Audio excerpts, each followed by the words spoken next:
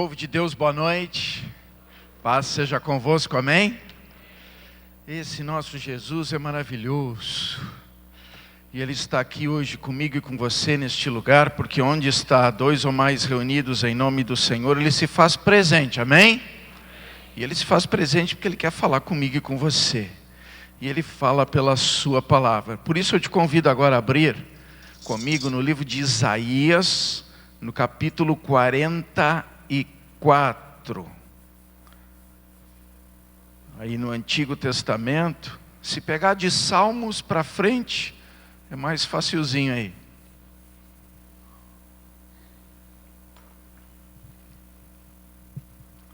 Isaías 44, nós vamos estar lendo dos versos 3 ao 5. Diz assim: porque derramarei água sobre o sedento e torrentes sobre a terra seca. Derramarei o meu espírito sobre a tua posteridade e a minha bênção sobre os teus descendentes.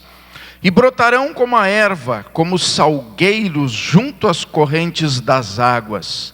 Um dirá, eu sou do Senhor. Outro se chamará do nome de Jacó. O outro ainda escreverá na própria mão, eu sou do Senhor, e por sobrenome tomará o nome de Israel. Amém? Feche teus olhos agora, coloca a mão no teu coração e diga para Deus a liberdade que você dá para ser ministrado por essa palavra.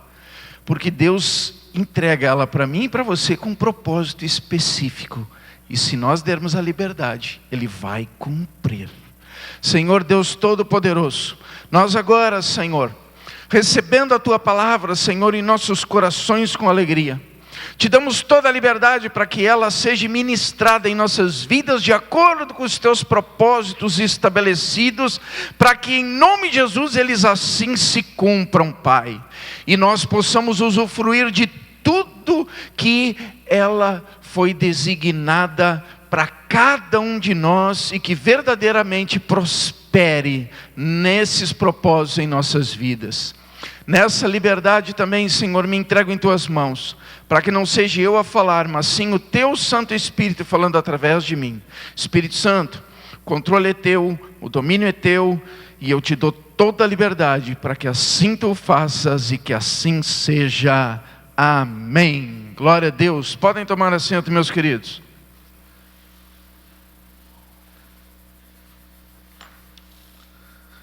Meus amados, a palavra de Deus fala, porque derramarei água sobre o sedento e torrentes sobre a terra seca. Derramarei o meu espírito sobre a tua posteridade e a minha bênção sobre os teus descendentes. Isto é uma afirmação de Deus. Ah, pastor, o senhor está lendo no Antigo Testamento. Verdade, porque no Antigo Testamento era uma promessa.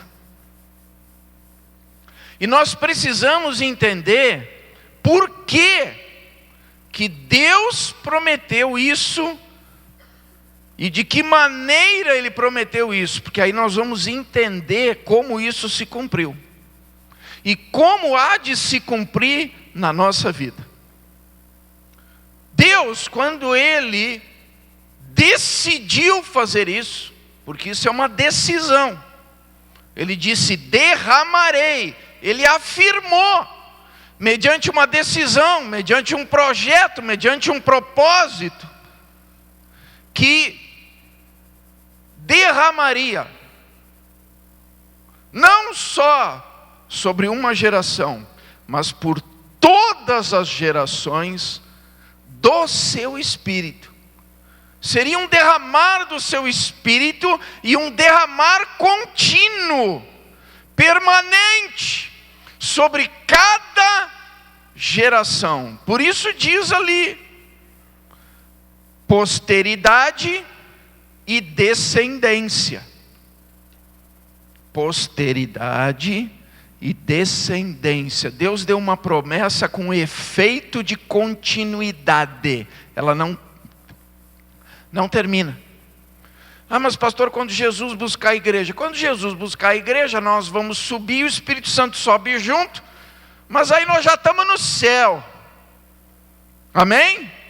Mas até que Jesus volte para arrebatar a sua igreja, isso vai continuar se cumprindo pela posteridade, pela descendência. Enquanto houver descendência, isso vai estar se cumprindo, porque é uma determinação de Deus.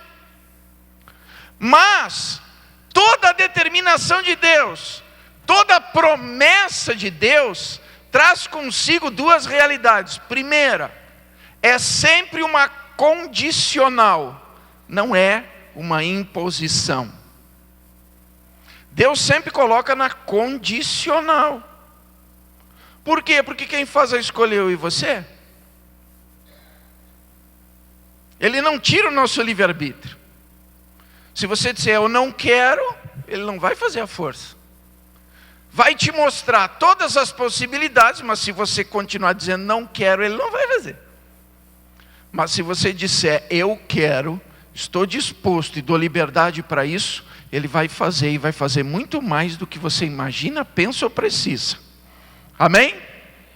Porque ele é um Deus de transbordância, um Deus de poder, um Deus de graça, um Deus de amor, que se alegra em fazer com que as suas promessas se cumpram, e se cumpram de uma maneira de excelência na minha e na sua vida. Amém? Dentro dessa realidade, a condição traz também consigo a outra parte. Se eu cumpro a condição, ele faz com que ela se torne real. Amém?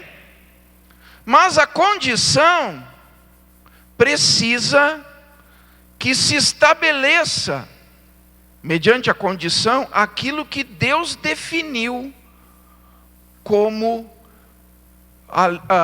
aquilo que vai promover que tudo se cumpra na minha e na sua vida. Ô pastor, como assim? Irmãos, se tem uma condição é porque tem um propósito. E esse propósito tem em Deus algo maravilhoso. Mas todo propósito tem um requisito.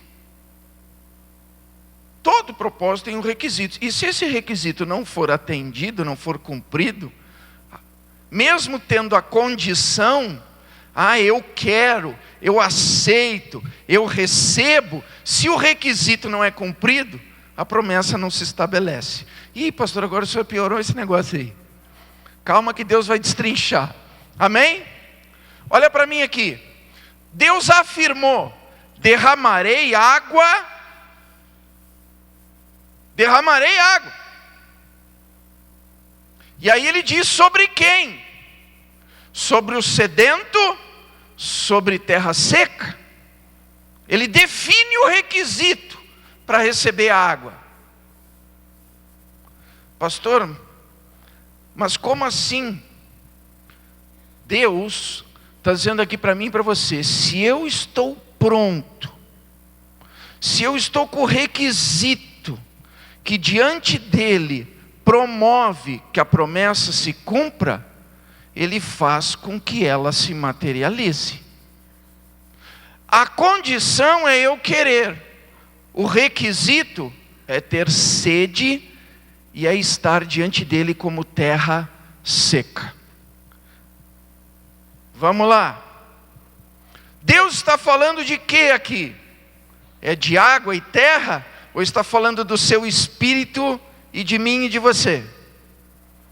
Diz aqui no próprio versículo, já define ali quando a gente começa a ler mais adiante: derramarei o meu espírito sobre a tua posteridade e a minha bênção sobre os teus descendentes. Quem é a água?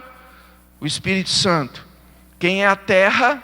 Nós, nossa posteridade e a nossa descendência. Amém? Essa promessa foi Deus que fez, irmãos. Não foi o homem que fez. Não foi alguém que muda de ideia, alguém que tem variação nos seus propósitos, nas suas atitudes. Não, nós estamos falando de um Deus soberano, poderoso, que quando define uma coisa, essa coisa que ele definiu é imutável. Ele não volta atrás, ele não muda de ideia, mas ele cumpre exatamente o que a sua palavra diz, porque ele tem compromisso, porque ele é fiel para com ela, e se ele a liberou, ele já vem com a sua fidelidade. Amém? Então isso é para mim e para você. Agora a questão, se Deus já assim definiu, e isso é irrevogável, falta eu entender o que eu preciso ser e como eu preciso estar para que se cumpra. E a palavra de Deus diz que é sedento como uma terra seca. O que isso significa? Muitas vezes a gente não para pensar. Mas abra comigo lá em João 4,14.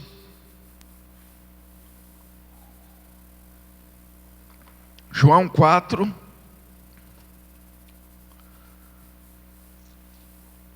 Nós vamos ler o verso 14. Diz assim: aquele, porém, que beber da água que eu lhe der, nunca mais terá sede. Pelo contrário, a água que eu lhe der será nele uma fonte a jorrar para a vida eterna.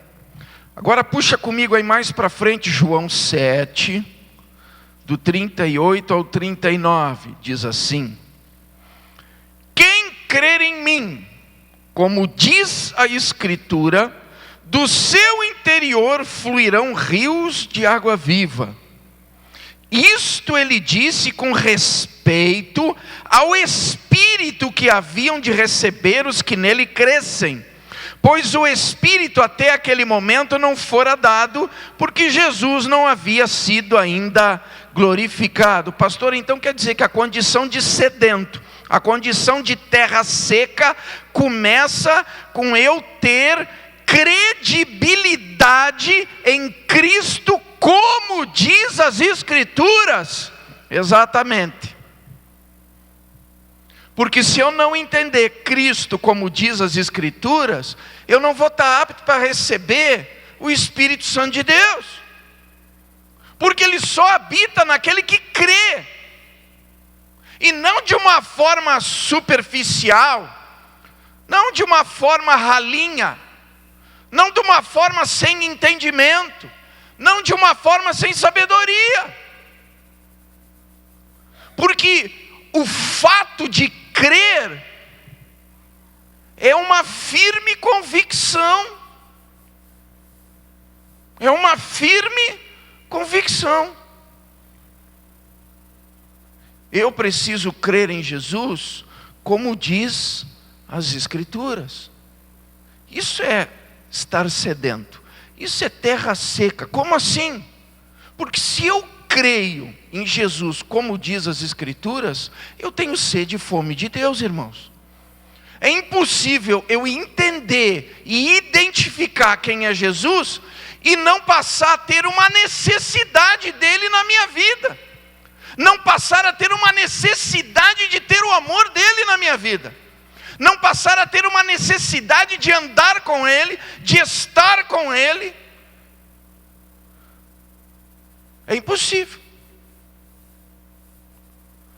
Não tem, irmãos, como a gente usufruir da plenitude sem uma entrega, sem vamos dizer assim, um casamento com essa realidade. Eu fazer uma fusão. Jesus definiu isso dizendo assim: se as minhas palavras estiverem em vós, não é? Se eu estou nele e as palavras dele estiverem em mim, isso é uma fusão. E aqui diz: se creres em Jesus, como diz as Escrituras, ou seja, é necessário que a palavra esteja em mim. Agora, o que adianta eu ouvir a palavra e não crer na palavra? Ah, como assim, pastor? Bem simples, vou dar um exemplo trivial. Se a gente pegar os nossos filhos, todo mundo já passou por isso, né? Tem lá a tomadinha na parede, e parece que o alvo preferido deles é a tomadinha da parede. Você pode dar tudo o que ele quiser, brinquedinho, coisa para distrair, seja o que for, o alvo dele é a tomadinha da parede. Aí você diz para ele: meu filho, se você botar o dedo aí, minha filha, se você botar o dedo aí, vai dar choque. Você está afirmando, você está entregando a palavra, mas aí eu pergunto: a criança acredita? Ela acredita? Não, ela vai lá e enfia o dedo. E os crentes é a mesma coisa. Deus fala, Ele afirma, e a gente enfia o dedo na tomada.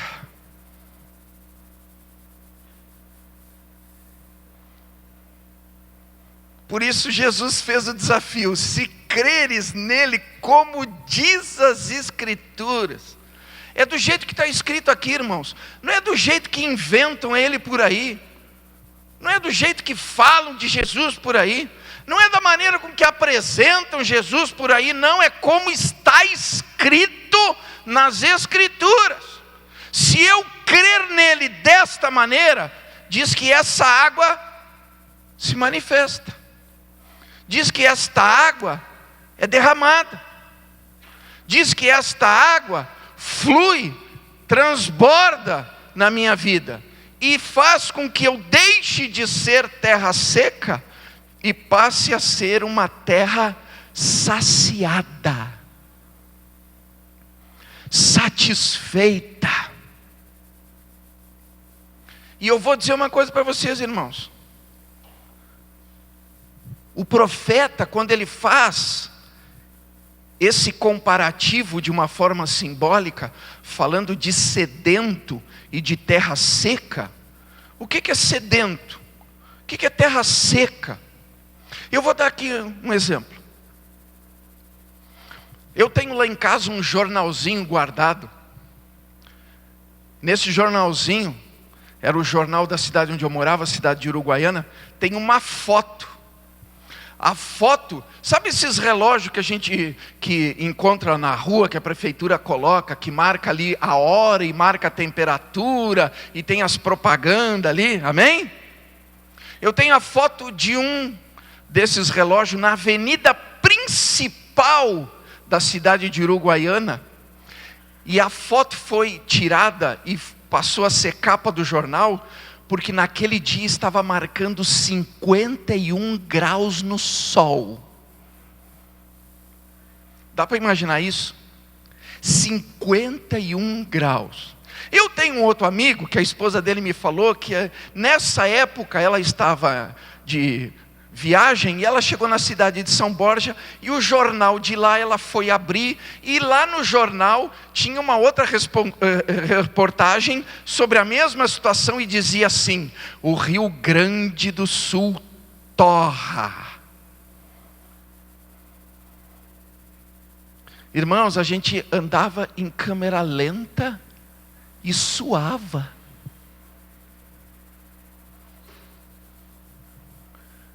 Pastor, mas onde é que o senhor quer chegar com terra seca? Irmãos, sabe o que aconteceu com as plantações de arroz? Secaram tudo. Sabe como é que ficou a terra? Você pegava assim, a terra era quente, e ela estava tão seca, não tinha umidade nenhuma. As barragens, que é onde tem aqueles acúmulos de água que os arrozeiros colocam aquelas bombas para puxar água e ir regando os campos, estavam secas. E o solo todo rachado. Você passava pelas plantações de milho, era aquele pauzinho seco, acinzentado. E quando você chegava na calçada e você olhava para o asfalto, saía uma fumacinha E se você ficasse olhando muito tempo para aquela fumacinha, ela distorcia a tua visão. O profeta, quando fala terra seca, ele faz um comparativo, porque ele conhecia muito bem o deserto. E no deserto, com o sol escaldante em torno de 56 graus, ou seja, lá em Uruguaiana faltou só 5 graus para bater a meta do deserto.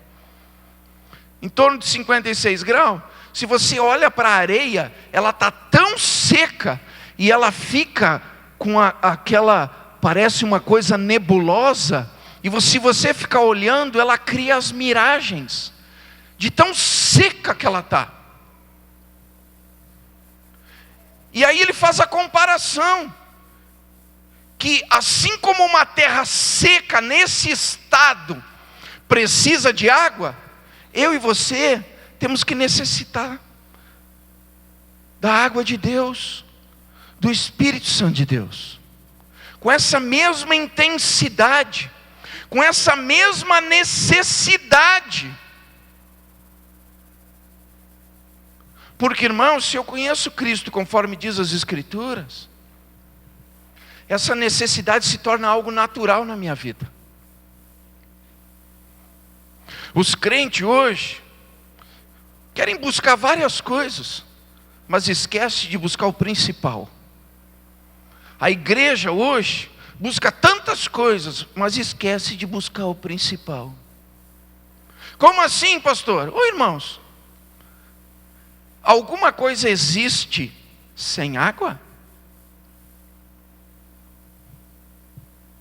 Ah, como assim? Irmãos, quando Deus fez o mundo, diz que Ele lançou a palavra.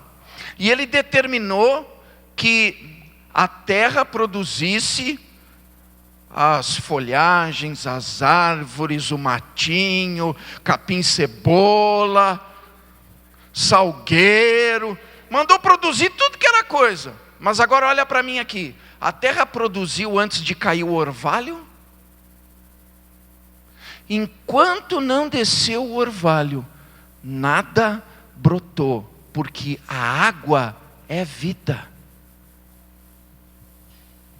É a primeira coisa que eu preciso entender. A água é vida. Ô pastor, então o senhor quer dizer que se eu não tenho o Espírito Santo eu não tenho vida? Eu não, mas a Bíblia diz. Reclamações andar de cima. A Bíblia diz, irmãos, como que eu vou caminhar com Jesus? Como que eu vou seguir a minha jornada de fé sem ter vida? É por isso que a Bíblia diz, em várias situações, que o povo muitas vezes fica morto. Não é que está todo mundo morto fisicamente, mas espiritualmente. Por quê? Porque falta vida. E a vida é o Espírito Santo de Deus. E para Ele se manifestar, eu tenho que crer em Jesus, como diz as Escrituras. Se eu não tiver esse entendimento de quem é Jesus, eu não vou conseguir usufruir dessa vida que o Espírito traz. E eu vou dizer para você outra coisa. Sabe por quê, irmãos, que muitas vezes as pessoas se convertem a Cristo? E aí eu abro um parênteses, né? Porque muitas vezes não é conversão, é convenção. Está convencido. Se convenceu que Jesus é bom, né? Porque lá fora o bicho estava pegando, né? O fogo estava ardendo, o negócio estava complicado, não tinha para onde correr, não tinha solução, então Jesus é bom. E aí a pessoa se convence do negócio, porque conversão é mudança de hábito. Então aí já pega a revelação aí, irmão. Se você continua com os mesmos hábitos,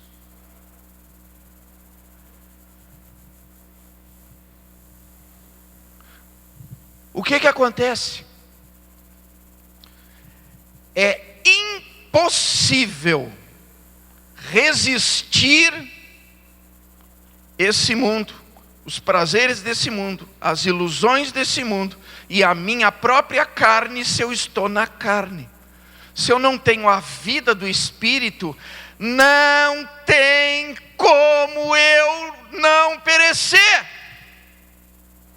Porque na carne ninguém resiste à carne, irmãos. Já com o Espírito, de vez em quando a carne quer vir e tomar força. Imagina sem a presença do Espírito. E é por isso que muitas vezes a pessoa que se convence que Jesus é bom, tem os seus altos e baixos. Ai, pastor, não aguentei, caí de novo, pastor. Ai, pastor, não aguentei, pequei de novo. Ai, pastor, não resisti, pastor, fui lá e fiz de novo. Pois é, está faltando a vida. Está faltando a vida. Está faltando a presença do Espírito Santo. Ninguém resiste ao diabo na carne, irmãos. Ninguém. Isso é impossível. Já com o Espírito Santo, a briga é feia. Que dirá sem a presença do Espírito Santo? O próprio Paulo dizia: mortifico a minha carne todos os dias. O bem que eu quero fazer eu não faço, e o mal que eu não quero, esse eu faço. Esmurro a minha carne todos os dias. E olha que Paulo era cheio do Espírito Santo. Agora imagina quem não tem o Espírito Santo. Irmãos, não tem como. Não tem como. A mesma coisa a igreja. Se a igreja não tem sede, não está diante de Deus como uma terra seca, necessitada da vida, necessitada do Espírito Santo, ela se torna uma igreja morta. E o que mais tem por aí é igreja morta, cheia de liturgia, de metodologia, e disso e daquilo, mas da presença, do mover, do agir, do fluir e da vida que o Espírito Santo traz, não tem.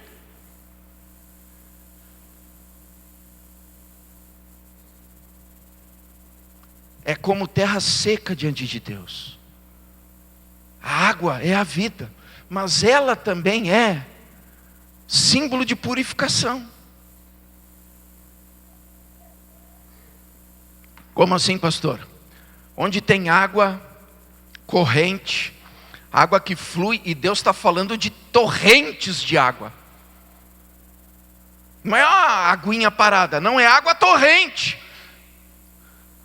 É água jorrando, é água fluindo. Então é água em movimento. E a água em movimento, ela vai limpando, irmãos, onde ela passa. Ela vai limpando. Você já chegou num córrego onde tem nascente? Pode ver que aonde a água vai fluindo, onde ela vai correndo, está limpinho no fundo. Está limpinho. Porque a água em movimento limpa. E é isso que eu preciso também na minha vida. Limpeza. Limpeza é conversão, mudança de hábito. Eu era, não sou mais. Eu fazia, não faço mais. É limpeza. É os velhos rudimentos sendo levado pela correnteza. É a purificação da minha condição de pecador. Pastor, mas tem como eu ser purificado? Claro que tem. Se você roubava, não rouba mais, você está limpo disso. Se você adulterava e não adultera mais, você está limpo disso. Se você enganava e não engana mais, você está livre disso. Você está limpo. Você mentir e não mente mais, você está limpo disso. Estão entendendo, irmãos? Essa água fluindo, ela limpa tudo. Mas para ela limpar, ela tem que estar em mim. Porque se ela não está em mim, como é que ela vai limpar alguma coisa? Como é que ela vai fluir? Como é que ela vai jorrar? E como que essa água pode estar em mim? Se eu crer em Jesus, como diz as Escrituras. Se eu estiver sedento de conhecer e prosseguir em conhecer esse Jesus. Porque quanto mais eu conheço, mais impactado eu fico. E quanto mais impactado, mais sede eu tenho de ser saciado. de ser satisfeito na minha alma, não na minha carne, na minha alma. Eu me lembro, irmãos, que eu, na época que eu era novo convertido, eu não entendia direito esse negócio, o que era o Espírito Santo. E aí um dia eu fui perguntar para um pastor, e ele pegou e disse na minha cara assim, depois da gente conversar, ele disse: teu problema é que tu não tem o Espírito Santo. E eu olhei para ele: mas como que eu não tenho se eu aceitei Jesus? Ele olhou para mim e disse: eu te afirmo que tu não tem. Irmãos do céu, eu mirei o pescoço dele, irmãos. Naquela hora eu tive certeza, alguém me segurou. E aí eu fiquei pensando, como que ele disse que eu não tenho o Espírito Santo? Se eu não tivesse o Espírito Santo, eu tinha pulado no pescoço, né? Mas aquilo me deixou irado. Mas com aquela ira também houve uma outra coisa: busca. Eu fui buscar entender por que ele disse aquilo. Ô pastor, mas o pastor não lhe explicou. Irmãos, cada um tem o pastor que merece.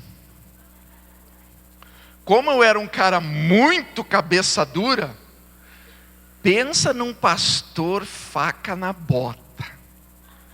Ele dizia 3 palavras e te vira. Se tu entendeu, entendeu. Se não entendeu também, ele não estava nem aí. Vai lá e fala que eu estou falando. Eram uns negócios assim. Aí eu fui buscar na Bíblia. Aí eu quis estudar tudo sobre o Espírito Santo. Irmão, sabe qual foi a conclusão que eu cheguei depois que eu li tudo sobre o Espírito Santo? Sabe qual foi?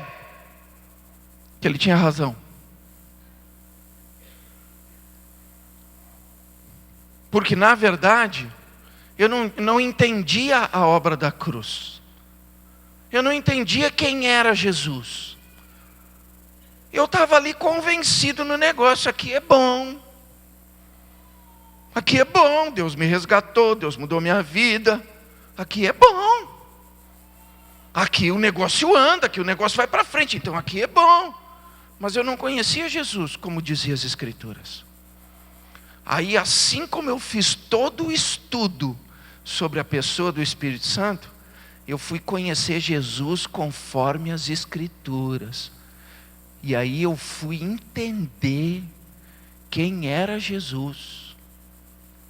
Eu fui entender qual era o propósito de Jesus. E eu fui entender qual era a missão de Jesus para a minha vida. Porque se Ele é meu Salvador e também o meu Senhor, né? Porque tem gente que tem Jesus como Salvador, mas não tem Ele como Senhor. É o pessoal do dedinho na tomada. Estão entendendo? É Salvador, mas não é Senhor, né? Porque se Ele é Senhor, era como a gente dizia lá no quartel: é sim senhor, não senhor, e quero ir embora. Acabou. E é por isso que lá em Mateus diz: quer ser cristão? É sim, sim, não, não. O que passar disso vem do maligno. Amém?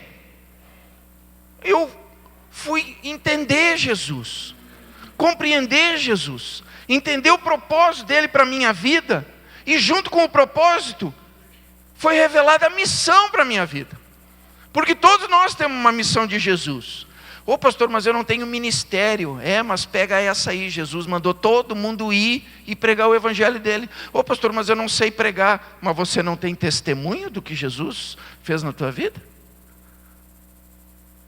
Essa foi uma das perguntas que o pastor me fez. Tu não tem testemunho? Jesus disse: ser-me-eis minhas testemunhas. Só o fato do que Ele fez na minha e na sua vida já é uma pregação. Porque quem nos conheceu e viu o que Deus fez, contra fatos não há argumentos. É que nem meu pai. Falava de Jesus para ele, falava de Jesus para ele, falava de Jesus para ele. E ele vinha com vários argumentos intelectuais para querer me rebater. Aí eu dizia para ele, tá, mas e a minha vida? Aí ele parava, olhava para mim e dizia, meu filho, realmente, Deus mudou a tua vida. Quer testemunho maior do que esse? O que Jesus fez? Esse é o maior testemunho, irmãos.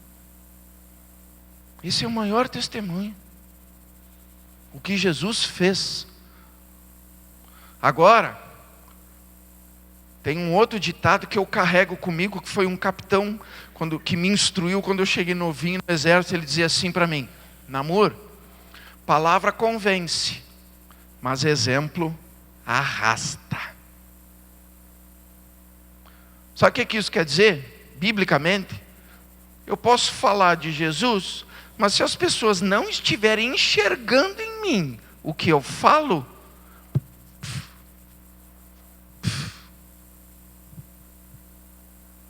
e aí você já lembrou de várias pessoas, né?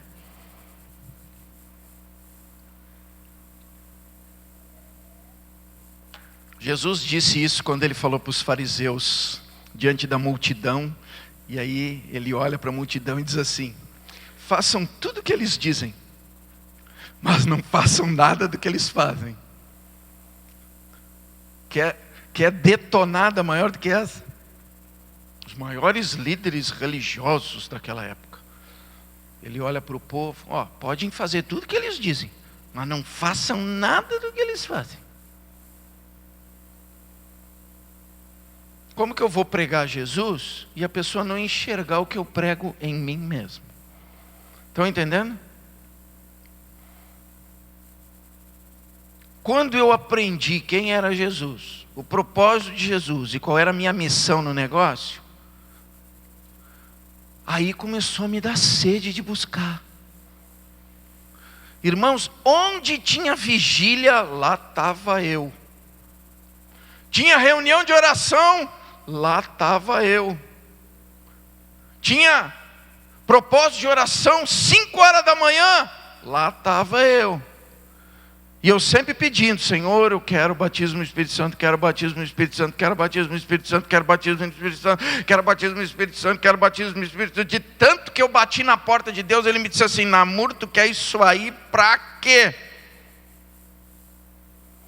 E aí na próxima segunda-feira eu vou explicar o pra quê. Hoje primeiro a gente está entendendo qual é o propósito de Deus com essa promessa. É nos encher, nos revestir de vida, e mediante a presença dessa vida nós sermos limpos, e mediante esta limpeza nós sermos saciados.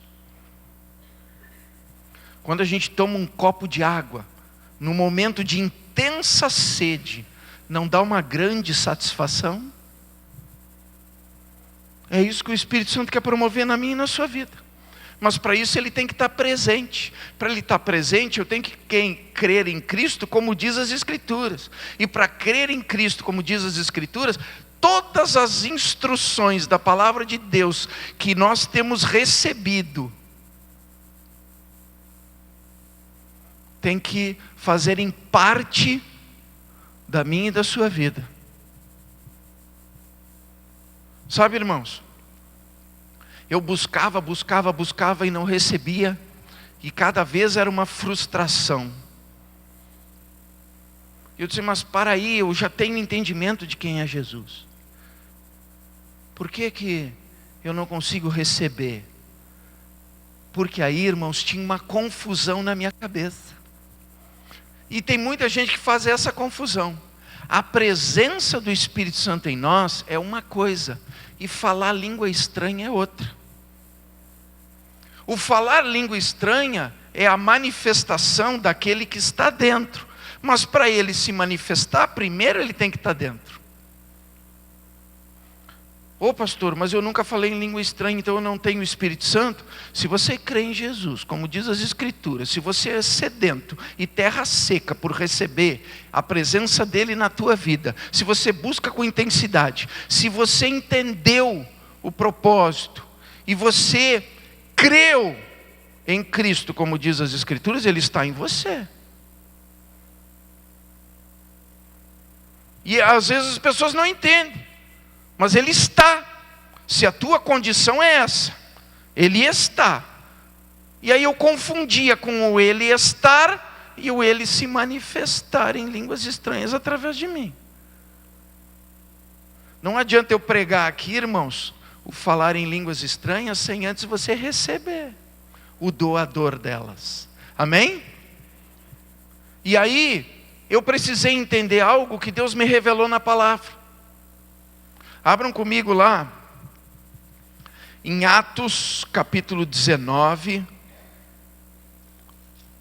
Atos 19. Nós vamos ler dos versos 1 ao 7.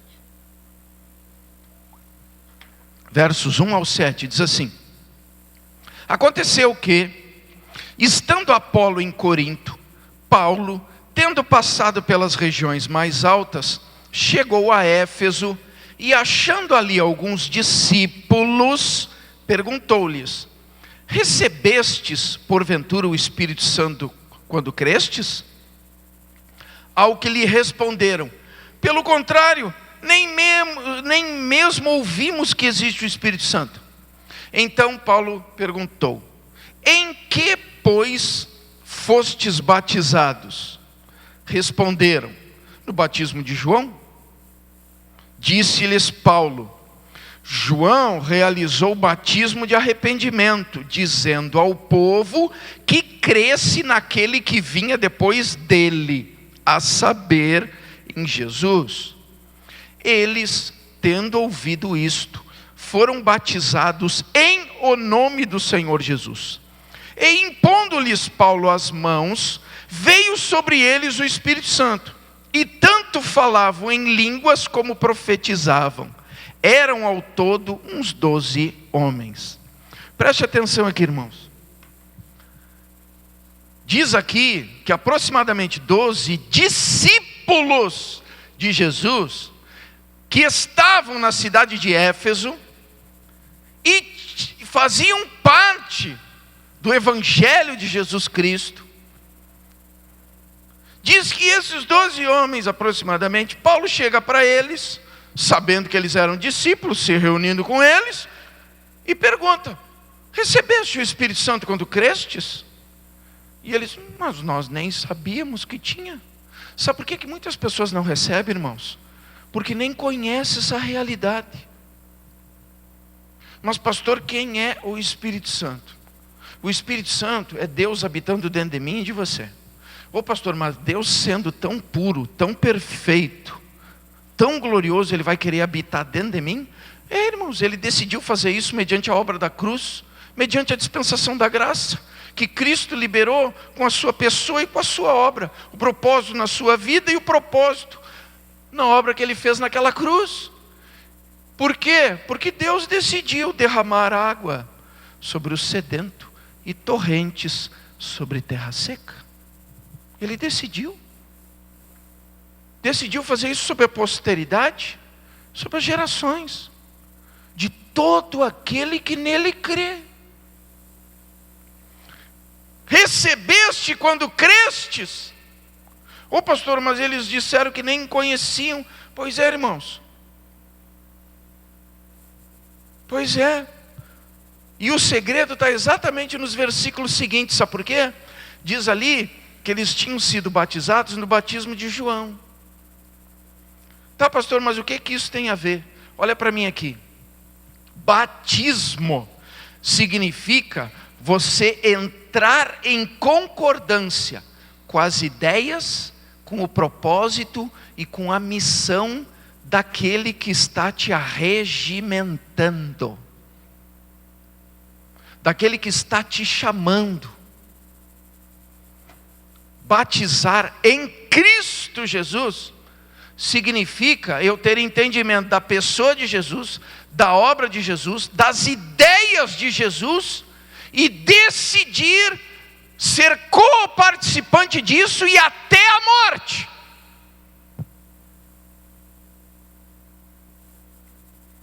Quantas pessoas aí morrem pelos seus ideais, e às vezes nem são ideais tão dignos assim, não é verdade? Ah, mas eu tenho um ideal.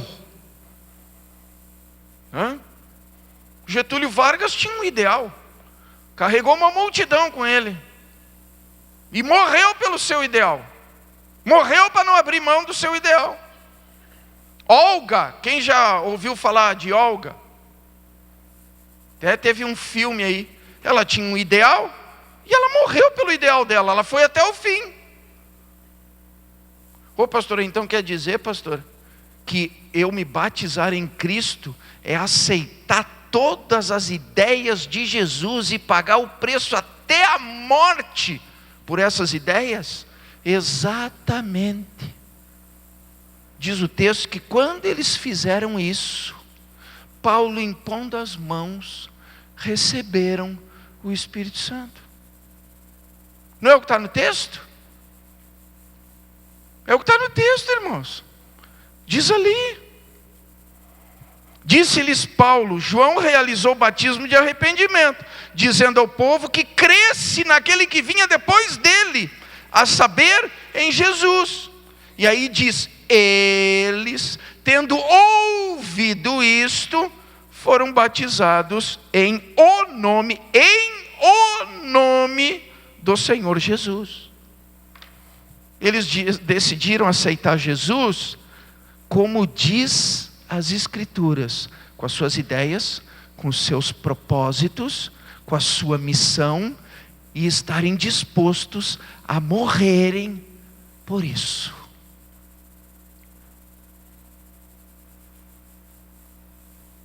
E aí diz que o Espírito Santo entrou neles.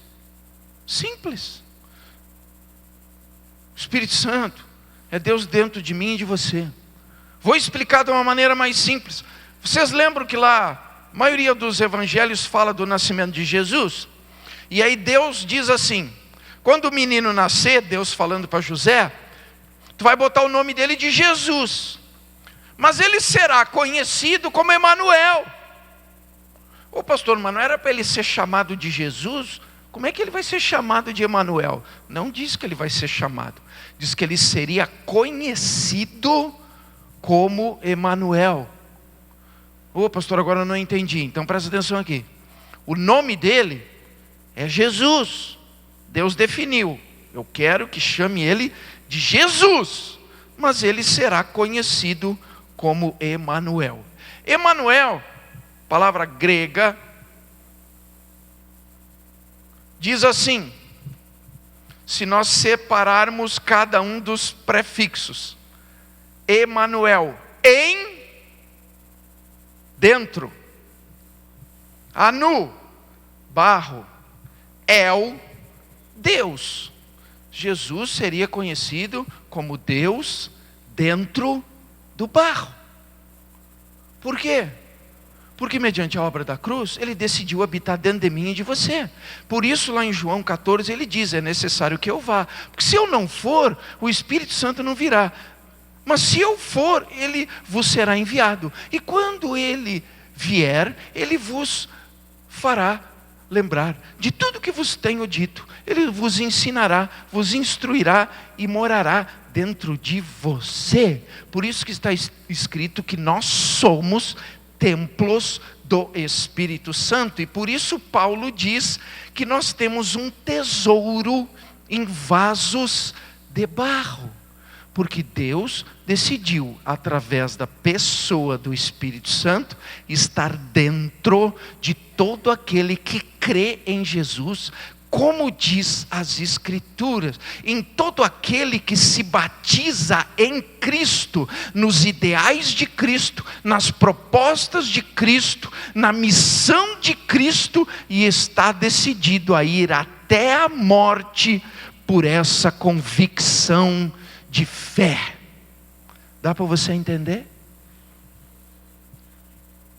Então, irmãos, se eu quero ter o Espírito Santo, se eu quero ter a vida, se eu quero ter a purificação, se eu quero ter a satisfação na minha alma, eu preciso Ele ter dentro de mim. Mas para isso eu tenho que ter essa sede de conhecer e prosseguir em conhecer. Eu tenho que ter essa busca como uma terra seca da água que ela necessita para ser um vale fértil, para produzir frutos. É preciso clamar e buscar como um necessitado, tendo esse entendimento do Evangelho, da obra da cruz, da pessoa de Jesus, e entendendo que eu sou um vaso de barro, mas que tem o bem mais precioso liberado por Deus para habitar dentro de mim. Ô pastor, então para mim ter o Espírito Santo, eu preciso ter essa ardência de necessidade no meu coração, mediante esse batismo em Cristo Jesus. Ô pastor, mas eu fui lá e me batizei nas águas. Mas aí olha para mim aqui, seja sincero com você mesmo, responda para você mesmo. Você desceu aquelas águas disposto a morrer pelos ideais de Cristo? Você desceu aquelas águas disposto a cumprir o propósito de Cristo na tua vida? Você desceu aquelas águas com entendimento de que você estava se batizando em Cristo para que Ele fosse um com você?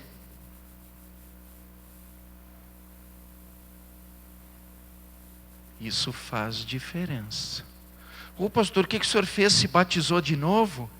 Não, irmãos, eu me batizei aqui, ó. Eu já tinha descido as águas. Mas quando eu me batizei aqui, ó, porque a água, o batismo na água, é uma atitude exterior de uma convicção interior. Dá para você entender?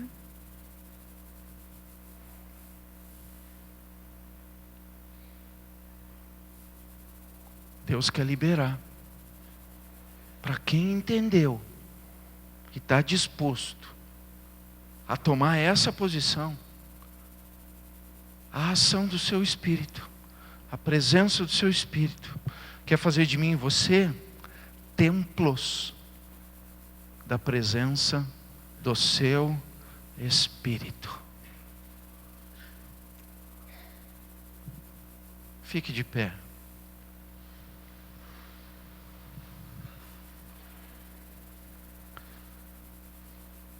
E aí, irmãos,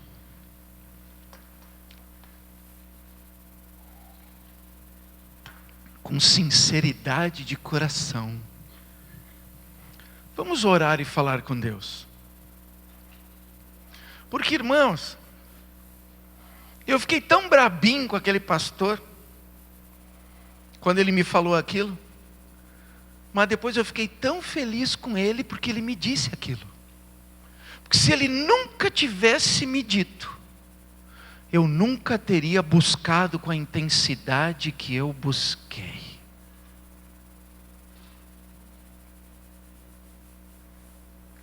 Deus quer encher a minha e a sua vida com o tesouro mais precioso, a sua presença.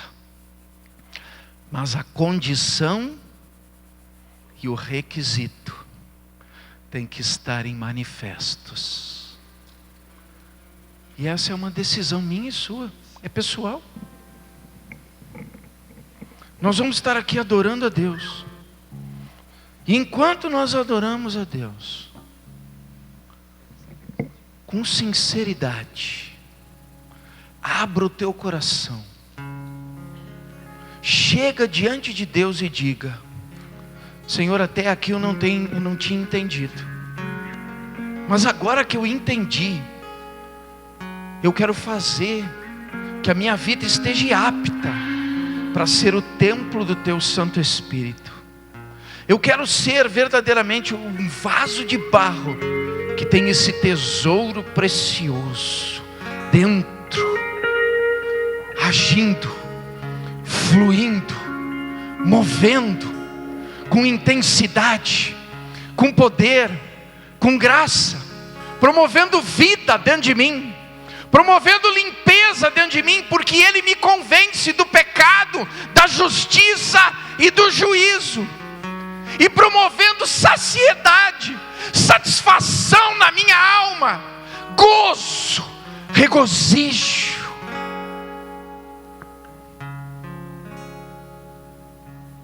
Quanto adoramos a Deus. Abra o teu coração em cima dessa verdade, porque eu tenho certeza que todo aquele que disser eu quero, essa promessa vai se cumprir. Doce presença, perfume suave, eu sei que estás entre nós, és bem-vindo, fostes derramado